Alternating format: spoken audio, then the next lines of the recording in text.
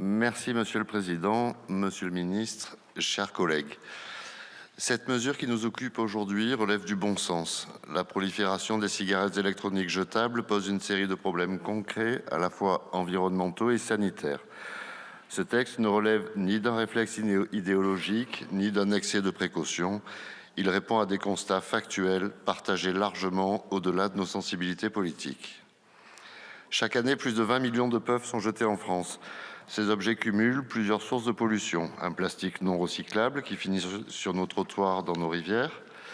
Des batteries au lithium dont le recyclage est complexe et qui posent des risques en cas de mauvaise gestion des déchets. Et des substances chimiques qui s'infiltrent dans les sols et les cours d'eau. Alors que nous faisons des efforts considérables pour réduire les déchets inutiles et améliorer la gestion des composants électroniques, laisser ces millions de dispositifs jetables s'accumuler serait un contresens. Car en effet, contrairement à d'autres dispositifs électroniques qui répondent à un besoin précis, les puffs n'apportent aucun bénéfice particulier, ni en matière de santé, ni en termes d'innovation ou d'usage social. Il ne s'agit pas d'un produit de première nécessité, ni d'un outil répondant à une demande légitime. Il s'agit d'un objet conçu uniquement pour être jeté après quelques minutes d'utilisation. Or, dans un contexte où nous cherchons à rationaliser nos modes de consommation, à limiter les déchets inutiles et à encourager des pratiques plus responsables, il est difficile de justifier la présence de ces articles sur le marché, d'autant que l'interdiction ne privera personne d'un usage essentiel, ni ne créera de contraintes insurmontables. En interdisant les puffs, nous ne freinons aucun progrès, nous ne limitons aucune liberté fondamentale, nous ne compliquons pas la vie des consommateurs, nous supprimons juste un produit superflu.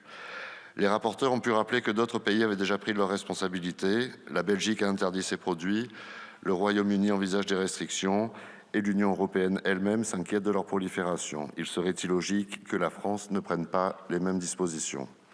Ces dispositifs sont conçus pour être attractifs. Entre un design coloré, des arômes sucrés et des formats ludiques, ils trouvent rapidement leur public, notamment chez les plus jeunes. Les chiffres sont sans appel. 47% des adolescents qui essayent la puff n'avaient jamais consommé de nicotine auparavant. 30,7% des jeunes de 17 ans ont déjà utilisé une cigarette électronique et 15% des 13-16 ans ont déjà testé une puff. Leur usage précoce est un fait avéré. Or, ces produits sont souvent très fortement dosés et favorisent une accoutumance rapide. La réglementation actuelle interdit la vente aux mineurs, mais dans les faits, ces produits restent largement accessibles, que ce soit en magasin, sur Internet ou via des canaux plus difficiles à contrôler. Mieux encadrer leur distribution aurait été une tâche complexe et aléatoire. L'interdiction est donc la réponse la plus efficace pour mettre un terme à cette diffusion incontrôlée. Nous avons déjà pris des mesures pour lutter contre les déchets électroniques, limiter les plastiques à usage unique et mieux encadrer l'usage des batteries au lithium. Il serait paradoxal de ne pas agir sur un produit qui combine toutes ces problématiques. Cette loi s'inscrit donc dans une continuité logique et pragmatique. Elle constitue une réponse claire à une dérive identifiée et permet d'anticiper des conséquences plus lourdes à l'avenir. L'interdiction des puffs n'est ni un geste symbolique, ni une posture de principe. C'est une décision fondée sur des réalités environnementales et sanitaires incontestables. Elle s'inscrit dans une approche pragmatique, soucieuse de préserver notre environnement et nos rues, et de protéger les jeunes contre des produits dont l'usage se banalise trop rapidement. C'est pourquoi le groupe UDR votera en faveur de cette proposition de loi. Je vous remercie.